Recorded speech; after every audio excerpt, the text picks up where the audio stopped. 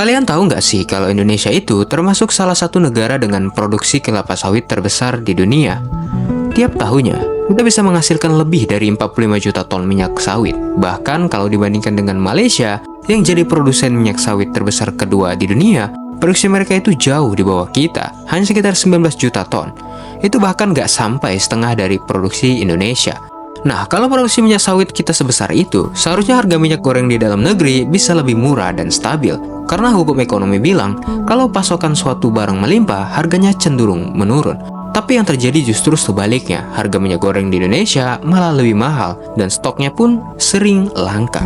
Dari artikel yang didapat, di awal tahun 2025, harga minyak goreng sempat naik tajam, bahkan rata-rata mencapai 21.000 per liter, terutama di luar Pulau Jawa dan Sumatera. Ini membingungkan, karena sebagai negara yang punya sumber daya alam melimpah, kita justru menghadapi masalah di sektor yang seharusnya bisa kita kendalikan sendiri.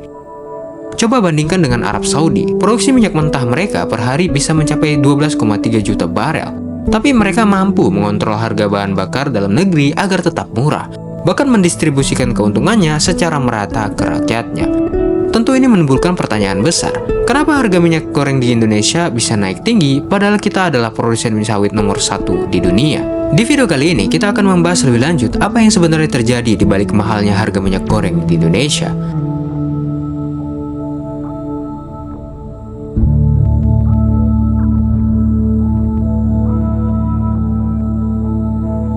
Kita semua yakin, mungkin beberapa dari kalian sudah tahu kalau Indonesia adalah salah satu produsen minyak sawit terbesar di dunia. Menurut data dari United States Department of Agriculture, produksi minyak sawit Indonesia pada tahun 2024 mencapai lebih dari 46 juta ton. Tapi meskipun produksinya sebesar itu, sebagian besar minyak sawit justru diekspor ke negara lain seperti India, Tiongkok, bahkan Uni Eropa, bukan didistribusikan di dalam negeri. Hal ini terlihat jelas ketika harga minyak sawit mentah atau CPO di pasar global sedang tinggi. Para produsen Indonesia cenderung lebih memilih untuk mengekspor produknya karena keuntungan yang didapat jauh lebih besar daripada menjual di pasar domestik. Yang bikin heran, kalau sebagian besar minyaknya diekspor, otomatis pasokan untuk kebutuhan dalam negeri berkurang drastis, yang akhirnya berdampak langsung pada harga minyak goreng di pasar lokal.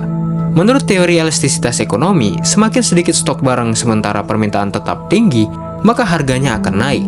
Dan kita tahu, minyak goreng adalah produk penting dalam rumah tangga, permintaannya selalu tinggi. Berbeda dengan barang seperti baju atau elektronik yang masih bisa dihemat atau ditunda pembeliannya.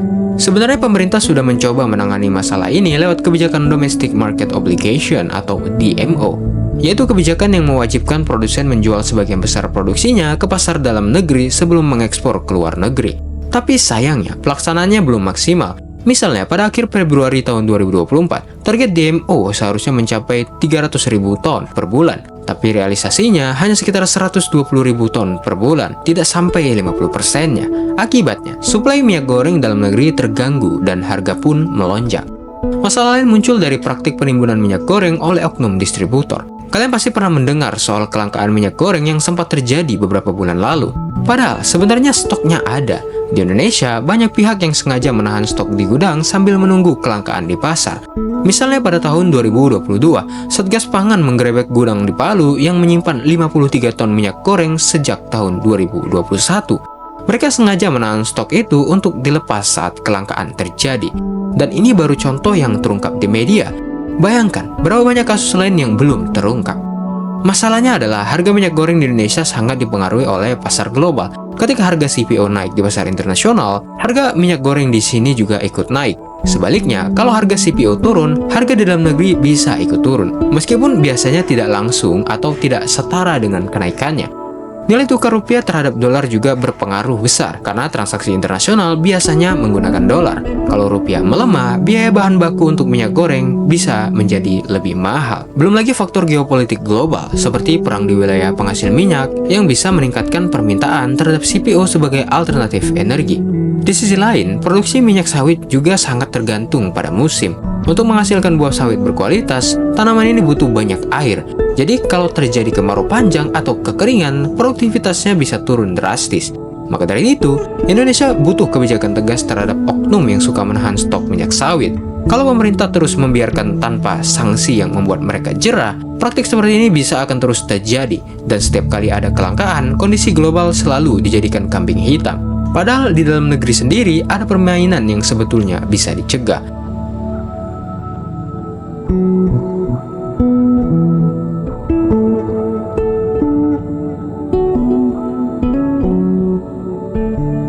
Kenaikan harga minyak goreng ini berdampak ke hampir semua lapisan masyarakat, terutama yang kurang mampu dan pelaku usaha kecil seperti penjual gorengan. Buat mereka, minyak goreng bukan cuma kebutuhan rumah tangga, tapi bahan pokok utama agar usahanya tetap berjalan. Masalahnya saat harga minyak goreng naik, mereka tidak bisa seenaknya menaikkan harga dagangan karena takut ditinggal oleh pelanggannya. Akhirnya mereka cuma punya dua pilihan, memperkecil ukuran dagangan atau menggunakan minyak goreng bekas yang sebenarnya sudah tidak layak pakai. Banyak juga pedagang yang terpaksa gulung tikar karena tidak mampu menanggung beban operasional yang terus meningkat. Hal ini menunjukkan bahwa kenaikan satu harga bahan pokok saja bisa menghancurkan ekonomi usaha skala kecil. Bahkan saat ini yang juga jadi perhatian adalah dampaknya terhadap kesehatan masyarakat. Karena harga mahal, banyak orang terpaksa membeli minyak murah yang tidak jelas kualitasnya, bahkan minyak oplosan. Minyak jenis ini bisa berasal dari minyak kadaluarsa, bekas, atau campuran bahan berbahaya lainnya. Bahaya minyak oplosan ini nyata, bisa menyebabkan kanker, penyakit jantung, hingga kematian. Tapi bagi keluarga yang ekonominya pas-pasan, karena nggak punya banyak pilihan, mereka harus tetap memasak dan menghemat pengeluaran, meskipun harus mengorbankan kualitas makanan dan kesehatan.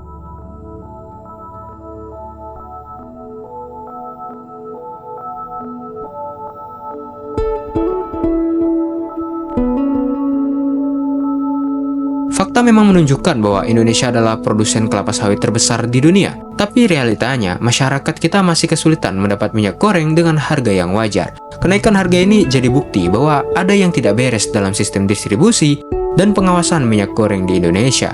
Selama masih banyak oknum yang menimbun stok demi keuntungan pribadi, krisis seperti ini akan terus berulang. Penimbunan bukan cuma bikin barang langka, tapi juga memicu kepanikan masyarakat yang akhirnya menaikkan harga secara tidak wajar. Dan yang paling ironis, semuanya terjadi di negara yang katanya kelapa sawit nomor 1 di dunia. Makanya, langkah yang paling masuk akal saat ini adalah pemerintah harus tegas dan berani melakukan perbaikan, terutama terkait kebijakan ekspor CPO. Jangan sampai eksportir besar terus-menerus mendapat keuntungan dari pasar luar negeri, sementara rakyat kecil harus berebut minyak goreng dengan harga yang melambung tinggi. Fokus utama kebijakan seharusnya menjamin suplai untuk rakyat di dalam negeri dulu, bukan sekedar mencari keuntungan dari ekspor. Coba deh, gimana menurut kalian? Kenapa sih Indonesia yang katanya penghasil sawit terbesar di dunia, tapi harga minyak gorengnya tetap mahal?